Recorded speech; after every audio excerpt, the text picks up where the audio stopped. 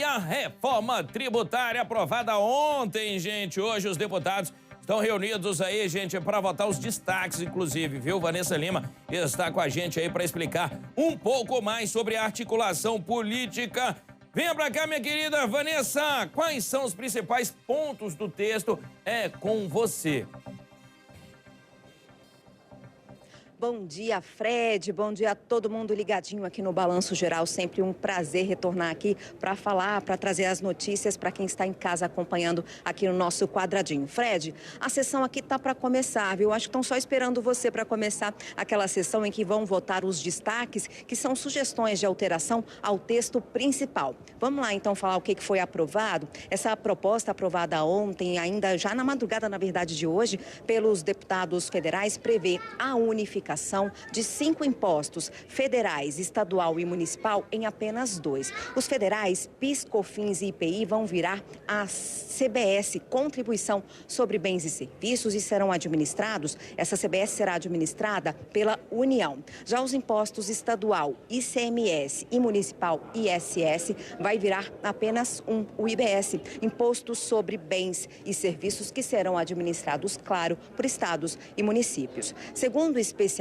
a principal vantagem desse modelo é a cobrança de imposto no local de destino, seja no local final da compra do bem ou do local da prestação do serviço, o que evitaria aquele efeito cascata, que é a cobrança de imposto no meio da cadeia e que acaba gerando cobrança de imposto sobre imposto. Bom, a proposta votada pelos deputados também prevê a criação de um outro imposto, que é um imposto seletivo, o que prevê a cobrança sobre produtos considerados prejudiciais à saúde, incluindo bebidas alcoólicas, cigarros e até mesmo agrotóxicos. E prevê também a isenção de imposto sobre produtos da cesta básica, mas a lista com esses produtos ainda precisa ser definida. O período de transição para o novo modelo começará em 2026, com a cobrança de 0,9 do CBS, que é do imposto da União, e o 0,1 do IBS, que é o imposto estadual e municipal, e a partir de 2033, esse modelo atual, esses impostos atuais ficarão definitivamente extintos. Bom, agora os deputados vão se reunir para analisar os destaques. Sessão tá ali, já tem quórum, viu? Agora há pouco eu olhei, tinham 450 presenças registradas. A gente sabe que tem presenças aqui mesmo, físicas, mas também pode ser remota. E depois, caso não seja acatado nenhum destaque, essa proposta segue, então, para análise do Senado. Agora há pouco, o presidente da Câmara, Arthur Lira, disse que foi uma votação histórica, porém com um trabalho duro de articulação política, parabenizou a todos os envolvidos, direta ou indiretamente, incluindo líderes partidários, governadores, citou até o governador de São Paulo, Tarcísio de Freitas, que foi decisivo, segundo ele, teve um peso muito importante, até mesmo porque São Paulo tem um histórico de ter votado contra, de ser contra a votação da reforma tributária. Portanto, então, um dia duro ontem de articulação aqui na Câmara dos Deputados. Eu tenho certeza que você também trabalhou bastante, né, Fred? Cara, trabalhamos muito ontem, saímos da Câmara ontem por volta de 2 horas da manhã. Foi um dia literalmente exaustivo, não só para mim, mas para todo, sabe, para todo o plenário, gente. Ontem nós tivemos aí uma votação histórica, onde precisaríamos aí de 308 votos, né, para aprovar a nossa reforma tributária. Isso passou bastante, foi para 382. Tivemos nessa semana discussões aí com grandes líderes. Um dos grandes líderes, como o Arthur Lira disse, que fez a diferença, foi o governador de São Paulo, que é a maior, sabe, cidade, que é o maior governo. Pra você ter ideia, hoje 22% do PIB do nosso Brasil está em São Paulo, Essa reforma tributária, a gente tenta fazer o Brasil desde 1968, Muita gente aí que não entendeu o texto tá achando aí que é ruim para o Brasil, não é ruim para o Brasil. Muita gente aí que colocou que a cesta básica agora vai lá em cima. Gente, isso não é assim. Para tentar dar um exemplo muito básico para vocês, a cesta básica hoje, ela é composta de vários itens, mais de uma dezena de itens.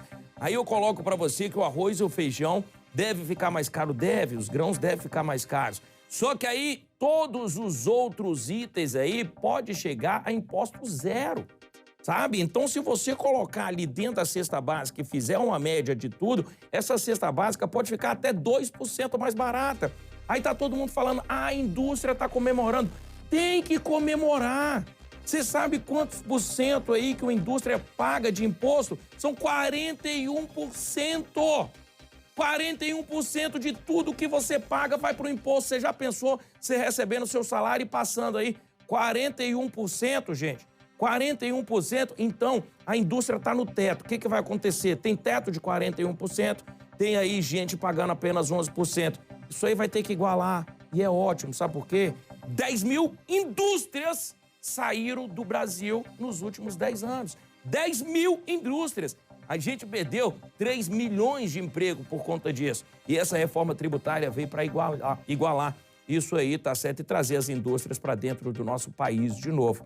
Vanessa, um beijo grande para você. Lembrando só mais uma coisa, a Vanessa disse que ali tem 400 e poucos deputados. Hoje, o nosso presidente Arthur Lira, ele liberou a presença remota, tá, gente? Nós temos um aplicativo, cada deputado tem um aplicativo aqui no celular, que a gente pode marcar a presença pelo aplicativo e pode votar também pelo aplicativo, até porque nós já conhecemos o texto já foi todo, inclusive, aí apresentado pra gente. Vanessa, beijo grande pra você aí, muito obrigado, tá certo?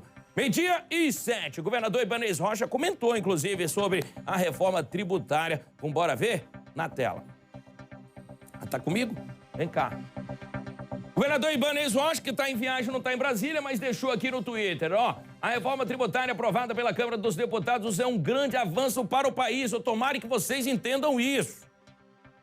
A simplificação aí de tributos, gente, é a melhor distribuição entre os entes aí federativos. Vai fortalecer a economia do Brasil como um todo, acabando com a chamada guerra fiscal. Guerra fiscal. Mais um dado, inclusive, em números para vocês.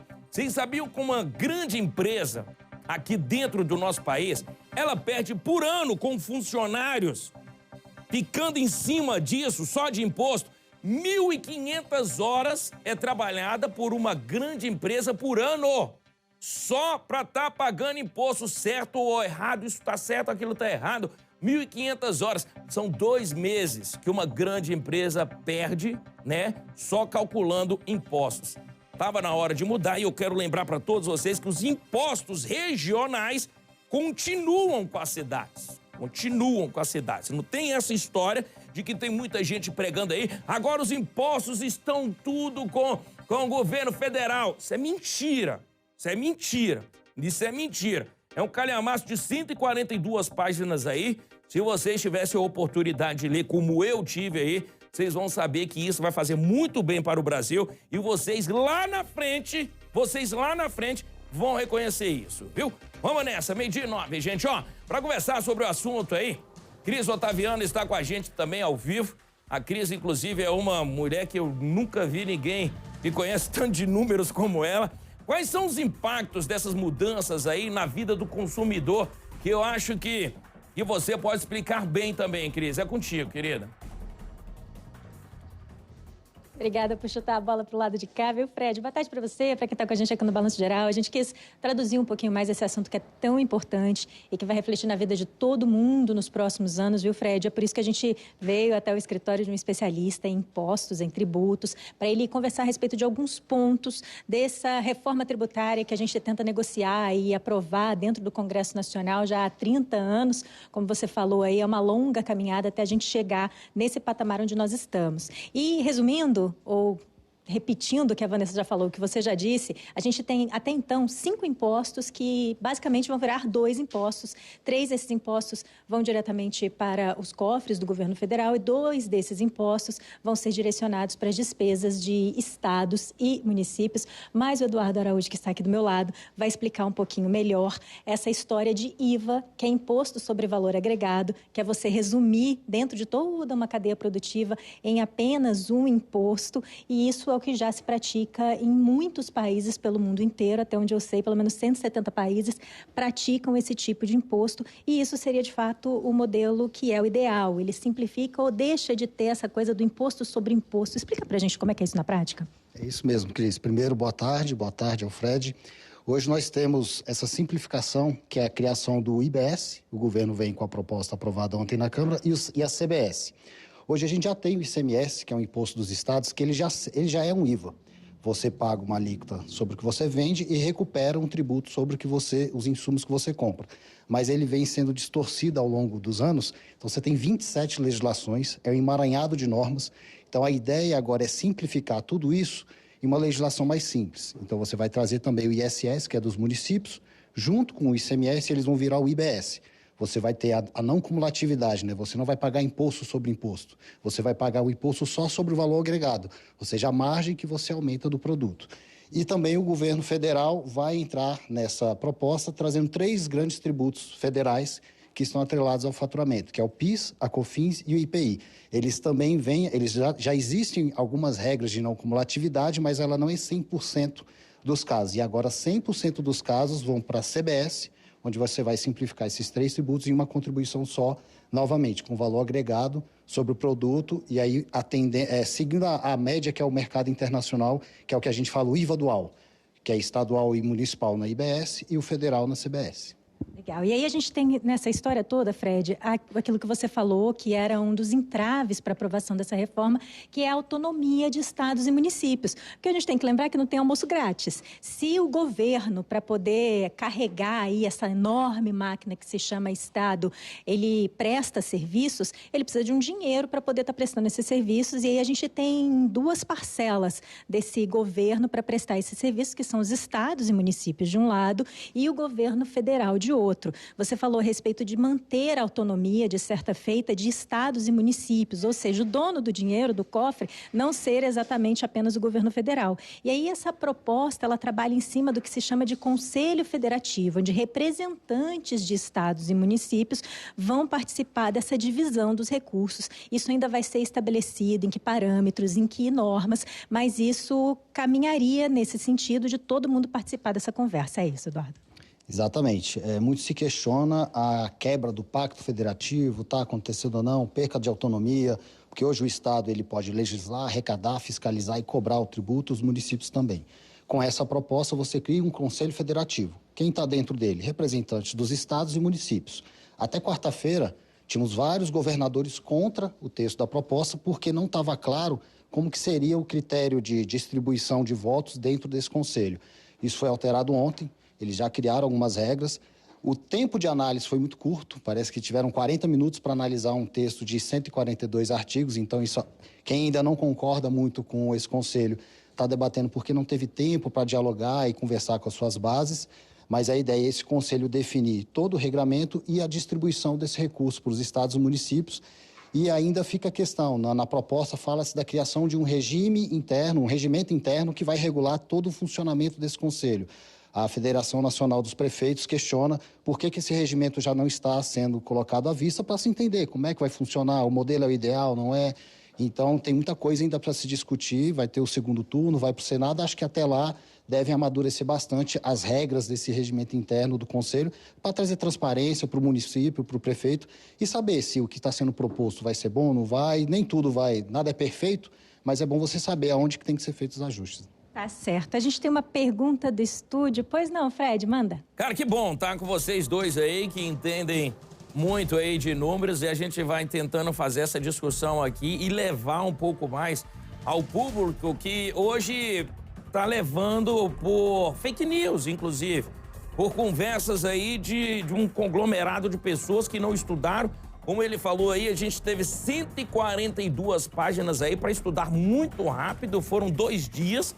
E aí são assessores debruçados nisso, assessores meus, como assessores de mais 513 deputados, aliás, meu, mas 512. E aí depois nós fomos para o plenário, depois de ouvir nossos assessores, lá a gente conseguiu buscar um meio termo, como ele está falando pra gente. Nós temos que lembrar, para vocês de casa, eu queria até conversar com o especialista, todo esse tempo que a gente ainda não teve de colocar tintim por tintim, foi o que a gente pregou ontem lá no plenário, é que pelo menos passasse, porque agora ainda vai para o Senado e depois a gente volta para a Câmara. Não quer dizer que pronto, acabou. Não, isso vai para o Senado. O texto pode mudar no Senado e aí quando voltar para a Câmara, o texto pode mudar para a Câmara, que ainda vai ter então, quero perguntar para ele, esse tempo para os governadores e prefeitos aí se ajustarem também com o texto que passou ontem. Essa é a esperança, inclusive, de alguns prefeitos, porque também muda, né, Cris? O prefeito de São Paulo é uma coisa, de uma cidadezinha com 150 pessoas é outra. Então isso aí tem que ser meio que adequado. E a esperança desses prefeitos e governadores é que nesse tempo, que vá para o Senado, que volte, que coloque aí um texto que seja adequado para todos eles, não é isso? É isso, Eduardo.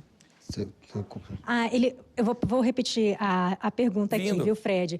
Essa votação agora, depois ela tem uma apreciação, passando por hoje por essas análises ainda na Câmara dos Deputados pelos senadores e depois volta para uma chancela dos deputados. Então, ainda há o que se discutir durante esse trâmite. O Fred está perguntando sua opinião em relação a essas discussões que ainda podem fazer alterações ali. Sim, ainda não acabou. Ontem foi a primeira etapa, né? Foi um grande feito.